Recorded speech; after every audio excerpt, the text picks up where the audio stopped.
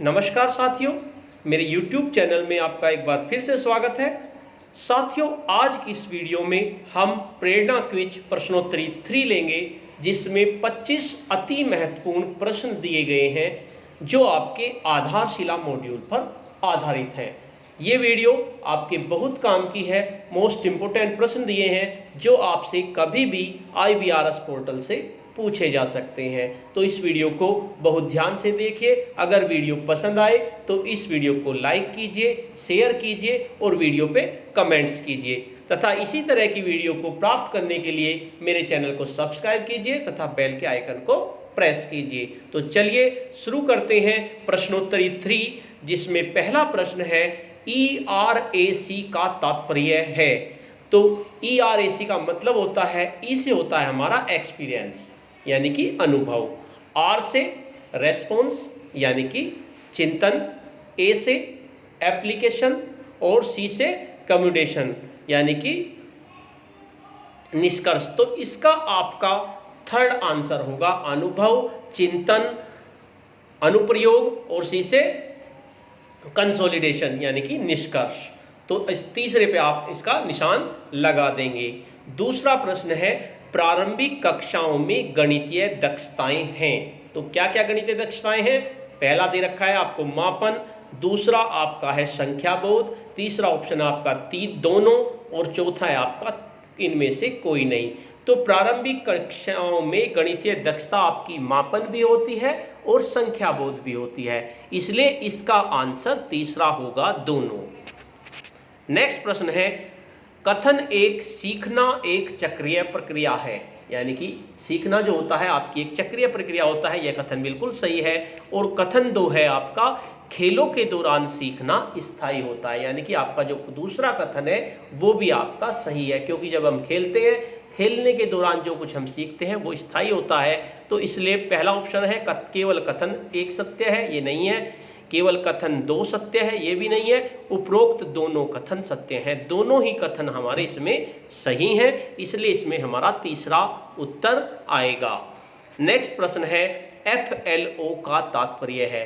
तो साथियों, FLO का मतलब होता है फोकल लर्निंग आउटकम्स। जो लर्निंग आउटकम्स हैं उनमें से ये आपका फोकल लर्निंग आउटकम्स इसका आंसर आएगा।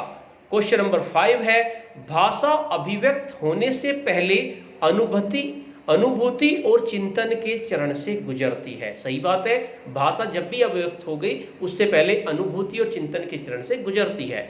दूसरा, भाषा सीखने का सही क्रम है बोलना, पढ़ना, लिखना और सुनना।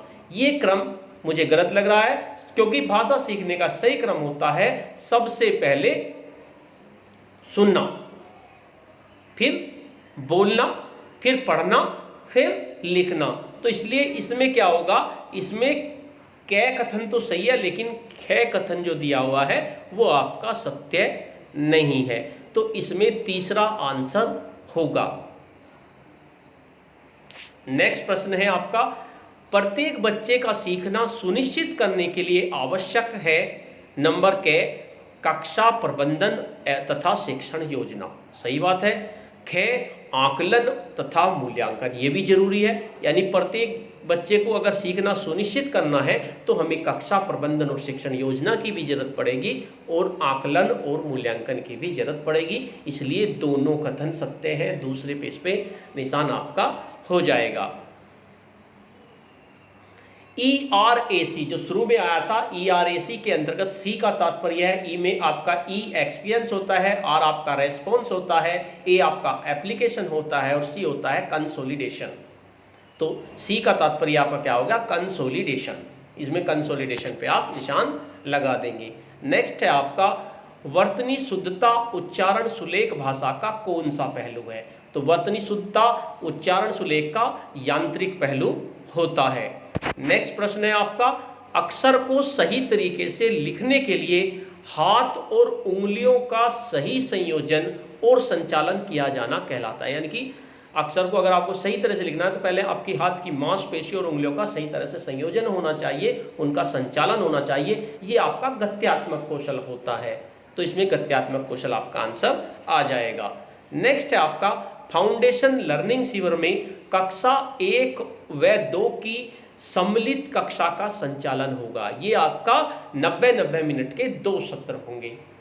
इसमें 90-90 मिनट के 2 सत्र पे आपका निशान लग जाएगा। नेक्स्ट है गणित विषय के 5 प्रमुख केंद्रीय लर्निंग आउटकम्स में शामिल है। कौन कौन से शामिल है? एक तो आपका संख्याओं के बीच संबंध को समझकर गणितीय संक्रियाओं में उपयोग करना, ये भी शामिल है। परिवेश को मात्रात्मक रूप में देखने के लिए संख्याओं का उपयोग करना। तो इसमें आपका क और ख दोनों ऑप्शन सही हैं, इसलिए आपका तीसरे पर निशान लग जाएगा। उसके बाद नेक्स्ट प्रश्न है आपका संख्या पूर्व अवधारणा का एक घटक है, यानी संख्या पूर्व अवधारणा का एक घटक क्या आपका? इससे पहले आपको छोटे बड़े की अवधारणा पता होनी चाहिए, तो इसका आंसर होगा छोटे बड़ा की अवधारणा। नेक्स्ट प्रश्न है आपका सौर मंडल में 8 ग्रह हैं, यह जानकारी संबंधित है। सौर मंडल में 8 ग्रह हैं, ये आपकी बोधात्मक प्रश्न है ये, तो इसलिए ये आपकी जानकारी बोध से संबंधित है। नेक्स्ट प्रश्न है एक त्रिभुज की रचना करो जिसकी भुजाएं क्रम से 4 मीटर, 4 सेंटीमीटर, 5 सेंटीमीटर तथा 9 सेंटीमीटर है। अब ये देखिए त्रिभुज की 2 भुजाओं का योग तीसरी भुजा से ज्यादा होना चाहिए, और इसमें 4 और 5 को अगर जोड़े तो वो आता है 9, और तीसरी भुजा भी 9 है, तो इसलिए त्रिभुज तो संभव है नहीं। तो इसका क्या आंसर होगा? बच्चे आसानी से बना लेंगे? नहीं बनाएंगे। बच्चे शिक्षक की मदद से बना लेंगे? नहीं बना पाएंगे। जिन बच्चों ने सीखा है वो बना लेंगे? ये भी नहीं हो पाएगा, बच्चे नहीं बना पाएंगे। तो इसका आंसर आपका बच्चे नहीं बनाए पाएंगे, क्योंकि जब त्रिभुज संभव ही नहीं है तो बच्चे बनाएंगे कैसे? नेक्स्ट प्रश्न है बच्चों के आकलन का व्यक्तिगत रिकॉर्ड का ब्यौरा मॉड्यूल के किस भाग में है? तो बच्चों के आकलन का व्यक्तिगत रिकॉर्ड का ब्यौरा जो है मॉड्यूल के भाग 5 में दिया गया है। अगर आप आधारशिला मॉड्यूल पढ़ेंगे उसके भाग 5 को, तो इसमें बच्चों के आकलन जो हम करेंगे उसका व्यक्तिगत रिकॉर्ड का ब्यौरा रखना है, तो वो भाग 5 में है। नेक्स्ट प्रश्न है लर्निंग आउटकम कहते हैं, किसको कहते हैं लर्निंग आउटकम?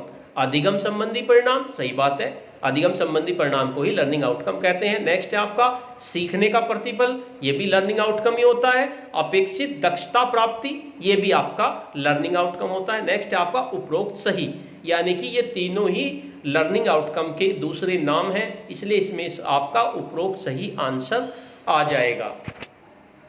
नेक्स्ट प्रश्न है आपका फाउंडेशन लर्निंग शिविर का कार्य दिवस है, ये तो आपको पता ही चल गया होगा, कई बार प्रश्न आ चुका है। 50 दिन का कार्य दिवस है जो सत्र के प्रारंभ में होगा। नेक्स्ट है आपका आधारशिला में भाषा व गणित विषय के लर्निंग आउटकम की कौन कौन सी श्रेणियां हैं? तो लर्निंग आउटकम की इसमें 3 श्रेणियां हैं। एक तो होती है फोकल आउटकम, एक नेस्टेड आउटकम, और एक होते हैं नेस्टेड आउटकम के अंतर्गत उप आउटकम। तो इसलिए 3 श्रेणियां, तीनों पर आप निशान लगा देंगे। नेक्स्ट प्रश्न है आधारशिला हस्त पुस्तिका में गतिविधि के कितने प्रमुख प्रकारों को वर्गीकृत किया गया है?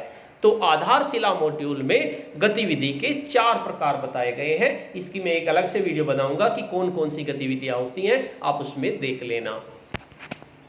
नेक्स्ट प्रश्न है भाषा सीखने सिखाने का सही क्रम क्या है? तो भाषा सीखने सिखाने का सब सही क्रम होता है, सबसे पहले बच्चा लिसनिंग यानी कि सुनना सीखता है, एल से लिसनिंग, उसके बाद वो बोलना सीखता है यानी कि एस स्पीकिंग, उसके बाद वो पढ़ना सीखता है यानी कि रीडिंग, और सबसे बाद में राइटिंग सीखता है। तो भाषा सीखने सिखाने का क्रम listening, speaking, reading, writing, LSRW होता है। तो इस तरह से आपके ये 20 प्रश्न हुए जिनको हमने किया। नेक्स्ट वीडियो में हम प्रेरणा सूची और प्रेरणा तालिका में अंतर और समानताओं के बारे में जानेंगे कि जो आधारशिला मॉड्यूल में प्रेरणा सूची और प्रेरणा तालिका है उसके बारे में हम जानेंगे।